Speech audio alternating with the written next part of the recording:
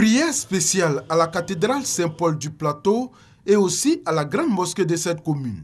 Initiée par la direction de la vie scolaire du ministère de l'Éducation nationale, de l'enseignement technique et de la formation professionnelle, cette séance de prière qui a réuni essentiellement des élèves et des agents de l'Éducation nationale vise à demander à Dieu sa clémence afin qu'il accorde une année scolaire paisible. La foi, la religion sont des moyens pour permettre à chacun de savoir que l'autre, le prochain, est un ami, est un compagnon.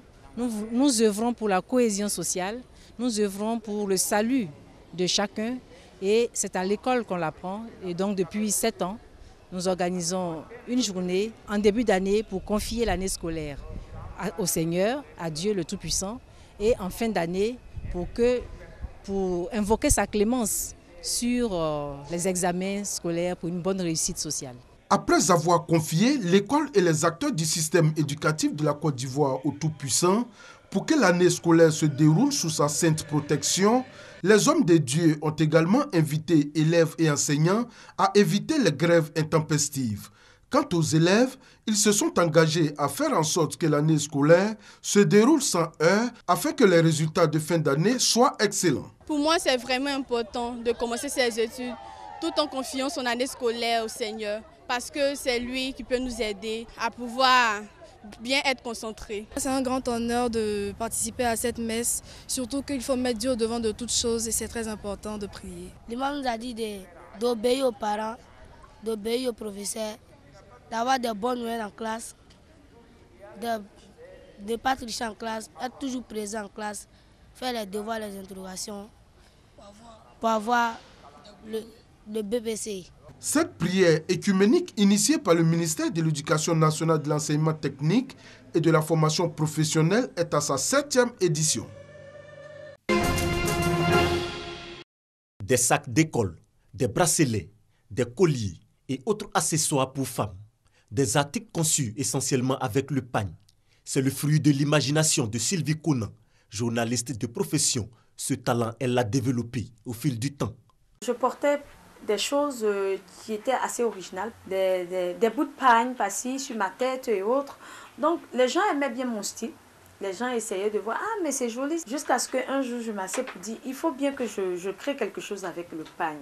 Et aujourd'hui, bon, les gens plus ou moins connaissent Sylvie Conan en tant qu'accessoiriste en pagne. Son inspiration, elle le tient d'une mère couturière. Sylvie Conan semble être une femme accomplie grâce à cette activité de confection d'objets. Avec elle, tout s'adapte au pagne.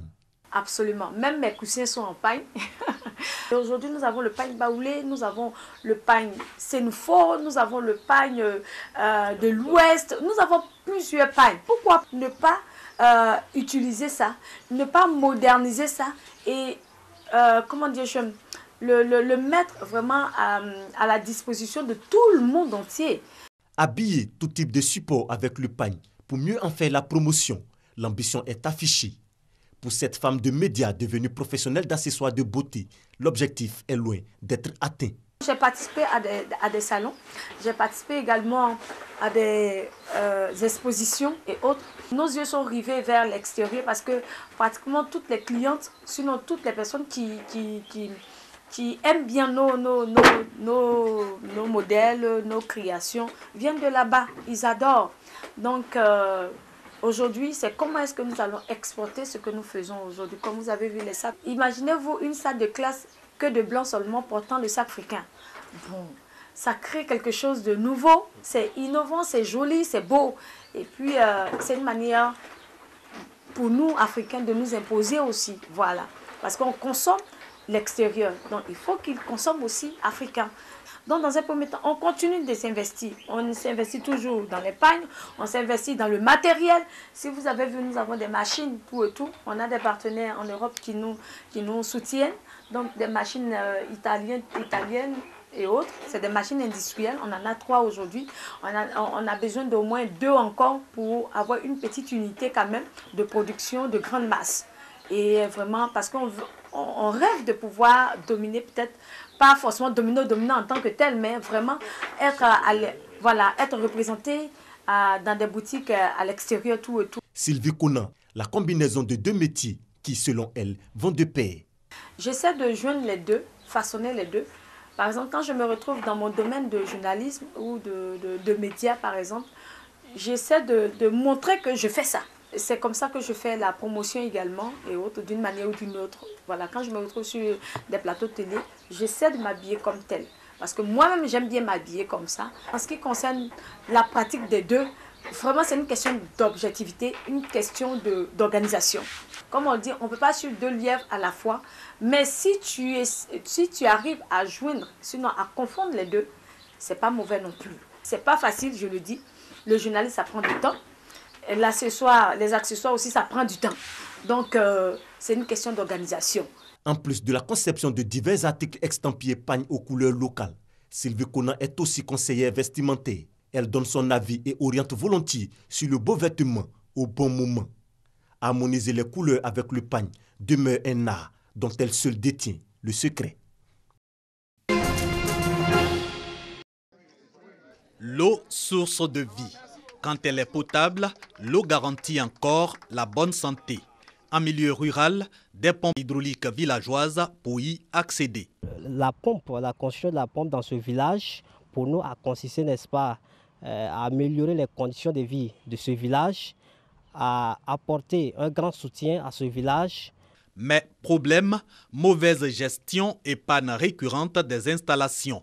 Conséquence, le recours des populations aux marigots, vecteurs de maladies. Pour améliorer ce sombre tableau, débat à l'université Alassane Ouattara assorti de recettes. Pour produire les denrées alimentaires, on a besoin de l'eau. Pour cuire les denrées alimentaires, on a besoin de l'eau également. Pour les transformer, on a besoin de l'eau. Et puis, l'eau, c'est de la boisson. Voilà. Et bien souvent, quand on est en rupture d'approvisionnement en eau, vous imaginez les conséquences sur le plan de la santé des populations.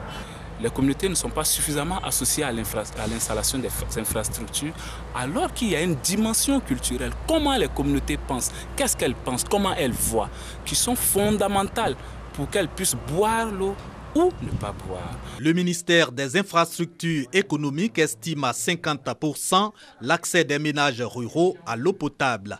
Un taux qu'entend relever le gouvernement, toujours selon ce ministère, à travers une politique en cours jusqu'à 2020. Ce sont plus de 250 personnes qui ont bénéficié des consultations médicales gratuites de l'ONG La Compassion du Christ. Ces consultations ont essentiellement porté sur le bilan de santé par scanner, des consultations ophtalmologiques et le dépistage des maladies métaboliques, notamment le diabète, le cancer et l'hypertension artérielle. Cette journée de consultation médicale gratuite, selon les responsables de l'ONG, s'inscrit dans le cadre de la santé pour tous et vise à contribuer à la bonne santé des populations en leur permettant de se soigner à moindre coût. Nous sommes ici dans cette église, c'est vraiment aider nos parents qui sont dans les difficultés. Parce qu'il y a des gens qui traînent des maladies, mais par manque de moyens, ils n'arrivent pas à aller à l'hôpital. Et au moment où les gens vont s'en rendre compte, c'est déjà tard. L'ONG aujourd'hui subventionne des consultations qui sont à 50 000, 100 000, 200 000. Aujourd'hui, l'ONG permet à nos parents de se faire consulter à moindre coût. Créée en 2009, l'ONG La Compassion du Christ a pour but de venir en aide aux personnes démunies en contribuant à l'amélioration de leurs conditions de vie, à savoir la scolarisation des enfants orphelins, création et encadrement des coopératives pour l'autonomisation des veuves, ainsi que la prise en charge des malades du VIH-Sida. Pour son retour parmi les siens, Diomandé Ahmed Hervé, ex-capitaine de l'ASEC Mimosa, a marqué un grand coup.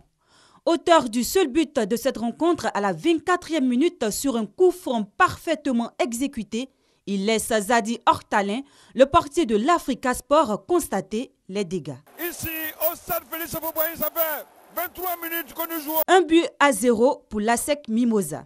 En seconde période, l'ASEC Mimosa va s'appuyer sur Cissé Abdul Karim, le portier qui déjoue à plusieurs reprises les tirs de l'Africa Sport.